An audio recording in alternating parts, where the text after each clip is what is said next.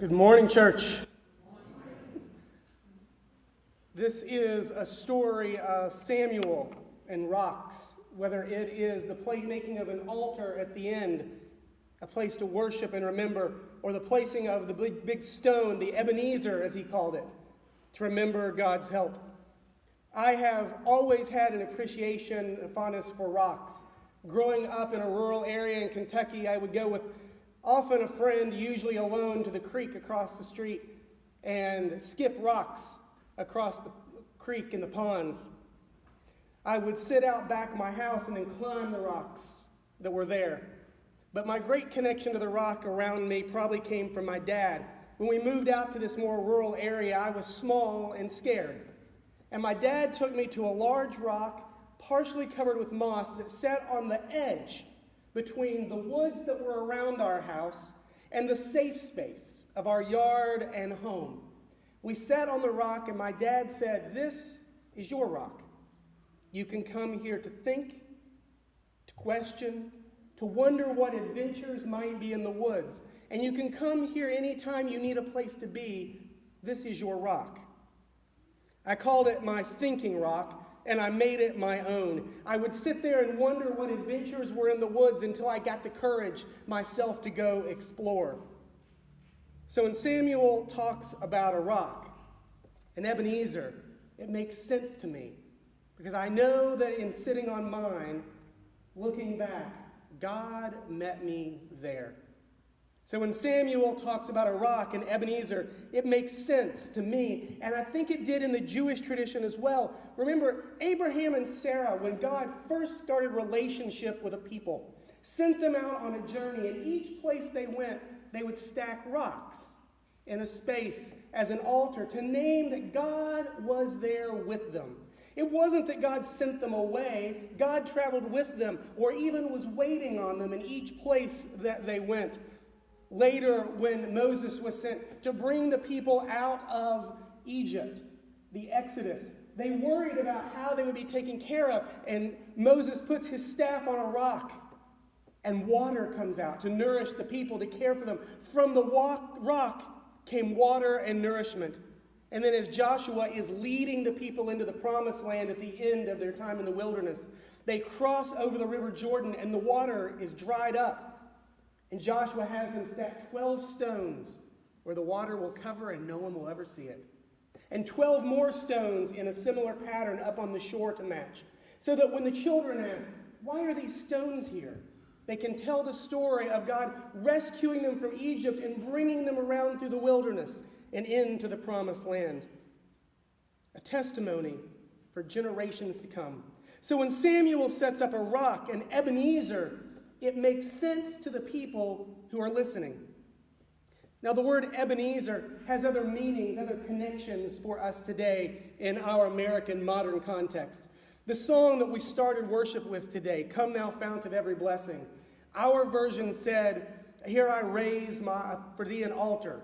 The original text says, "Here I raise my Ebenezer," to which everyone says, "What churchy word is that?"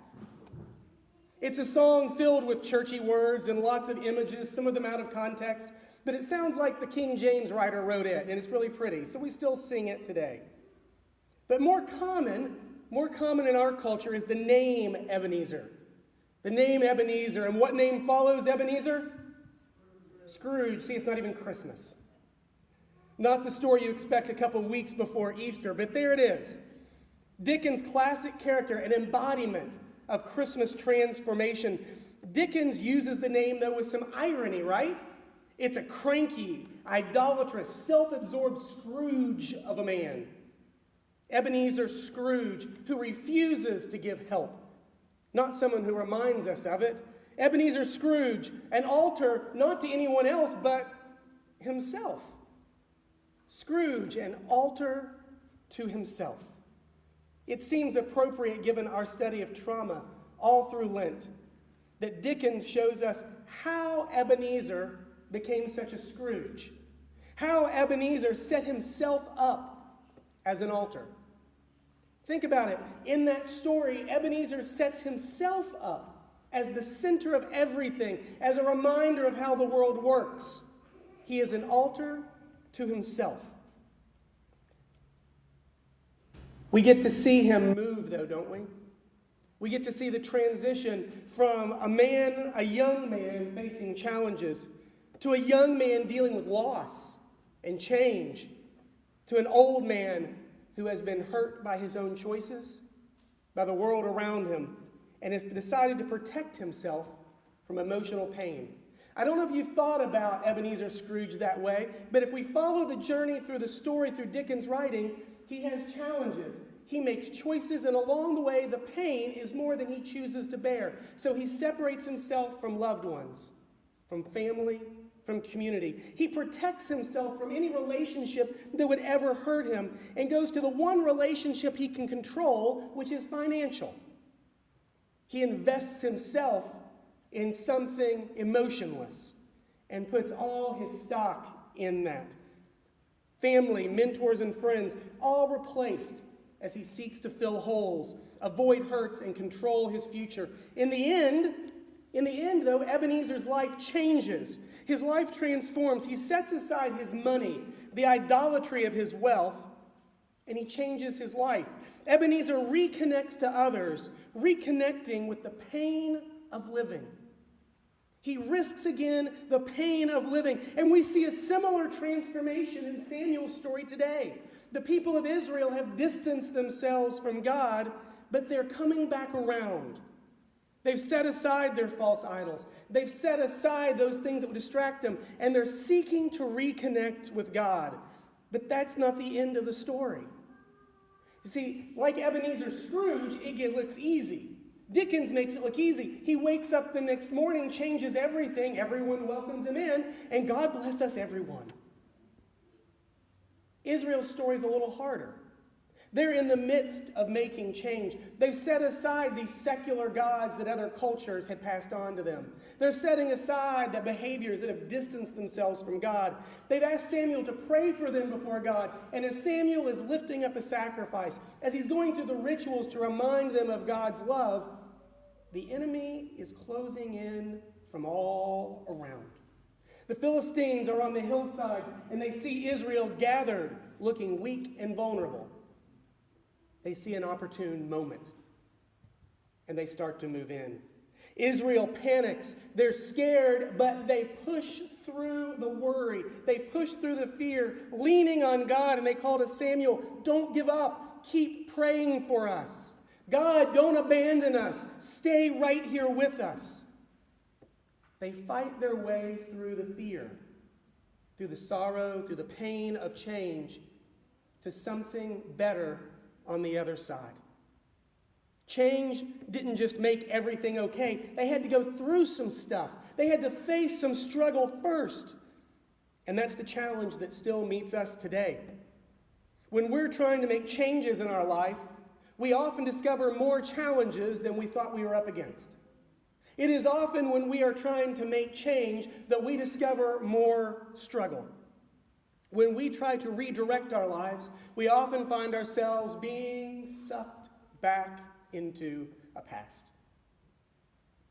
So we are reminded by this scripture to set for ourselves an Ebenezer, a memorial, something to help us remember, to create a memorial, to create symbols of where we've met God in the past, that we might be reminded of God's help in the future. If we set our Ebenezer, if we set our memorial, we'll have a touchstone, a place to go back to remember. For some, a memorial is as simple as an ornament hanging on the Christmas tree, reminding them of a grandparent whose faith was the rock of the family. For some, such a memorial is a donation in the name of a loved one or to a cause that is important to them, that has changed their life, leaving something important for years to come. For some, a memorial is a tree planted on an anniversary, living proof that life goes on and growth is possible. For some, their memorial, as we've shared them through Lent, is a tigger or a coin, a photograph or an angel. For some, that memorial is a kneeler, a communion table, an altar, a church. Some Our Ebenezer, our reminder of who we are and where God has been, is a giant rainbow banner outside our church that reminds us who we are and who we are called to be. For some, that memorial is a rock, a place that they can visit, or one they can hold in their hand to remember where God has met them before as they prepare to move forward. Memorials are important to our healing. They allow us to give new interpretation to old memories. They allow us to give stories that were old new life. They allow us to give new meaning to old hurts. We know that when things happen to us, when bad things have happened, our bodies will respond. That fight, flight, and freeze will happen within us, and all that trauma energy will build up. We know our emotions will kick in. We will feel deeply. We know we will also experience some sort of change. What was once true can be lost. But then we have choices. Do we repress those feelings or do we deal with them? Do we move forward or do we stay stuck in the hurts? We know that the world will move on regardless of how hurt we are. We know we will have fantasies of revenge and seek justice. We know others may not understand where we are. We know that sometimes even we, like Scrooge, will try to protect ourselves from future pain by lashing out.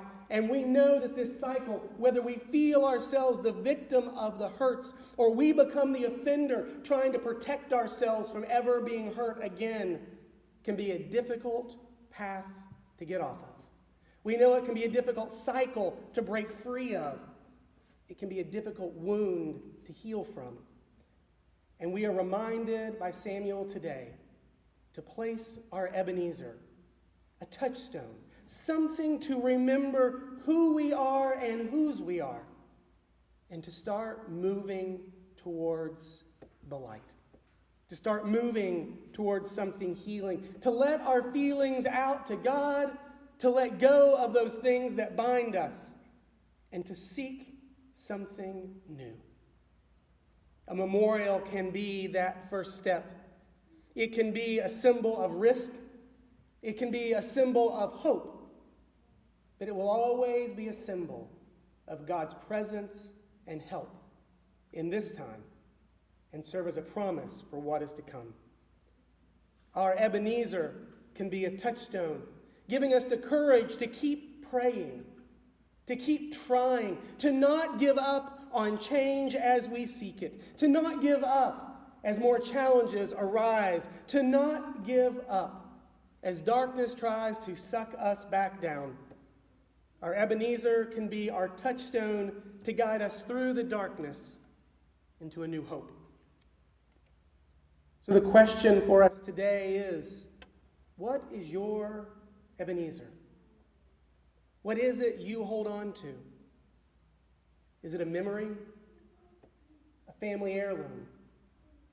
Is it a scripture verse? Is it a place you still pilgrimage to touch base again? Is it a mentor that you still go back and sit at the feet of? Is it the story that you have received that you pass on? What is your Ebenezer? What is it that you must never forget? What is it that you must never forget? That is our gift from God today. Amen.